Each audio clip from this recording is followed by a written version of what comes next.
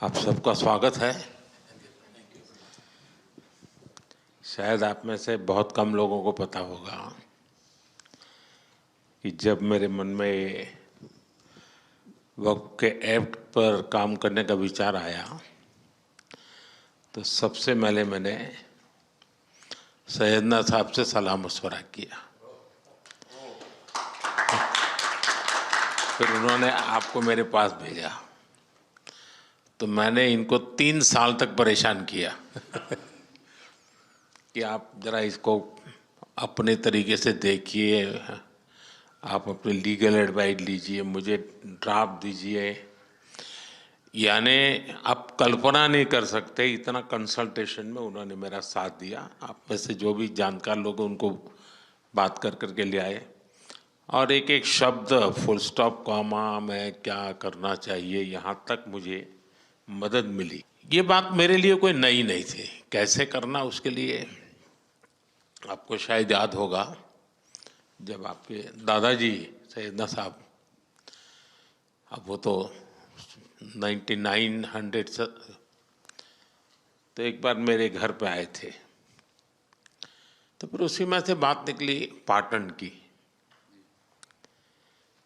अब एक व्यक्ति इस वक़्फ़ के नाम पे आप लोगों के लिए वो सबसे बड़ी श्रद्धा की जगह है, उसको दबोच के बैठा हुआ। अब मैं भारी कोशिश की मैंने खुद ने,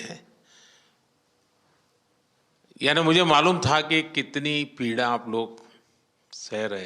एक्चुअली वक्फ का जो स्पिरिट है, आखिर ये किस चीज के लिए, किसके लिए, उसका अगर दुनिया को उत्तम से उत्तम कोई मॉडल दे पाएगा तो सैयदना साहब दे पाएंगे।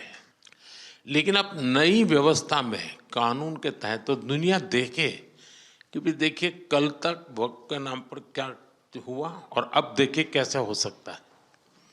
और जब गरीब से गरीब इंसान की दुआ मिलेगी तो उसकी ताकत अनेक गुना बढ़ जाती है जी। हमारा काम है ऐसे लोगों के हाथ में अधिकार देना, ऐसे लोगों के हाथ में व्यवस्था देना। तो इसके लिए हम इतनी बड़ी लड़ाई लड़ रहे हैं। वीडो जो है, महिलाएं हैं, उनके साथ बहुत नाइंसाफी हो रही है जी।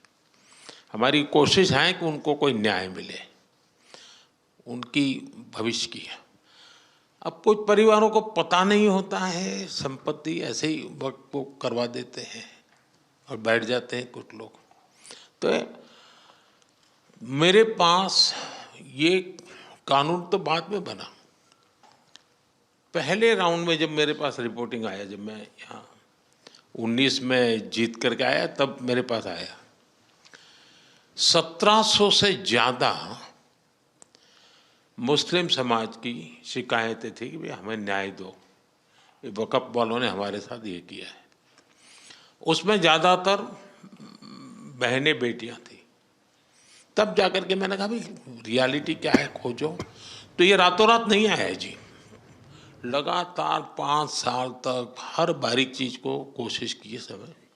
फिर उसमें से मुझे बहुत पहले बड़े सैयदना साहब से काफ़ी बातें मेरी होती थी, तो मुझे मालूम था कि बोहरा समाज हो या शिया मुस्लिम हो, उनको तो और मुझे, अहमदिया को और मुसीबतें हैं। मैंने कहा भाई इनको तो कोई अलग से प्रोटेक्ट करना पड़ेगा। और उसमें से मैंने इस व्यवस्था को विकसित करने का प्रयास किया है। मुझे अच्छा लगा, आप सबसे मिलने का मौका मिल गया। चलिए, बहुत बहुत धन्यवाद आप सबका।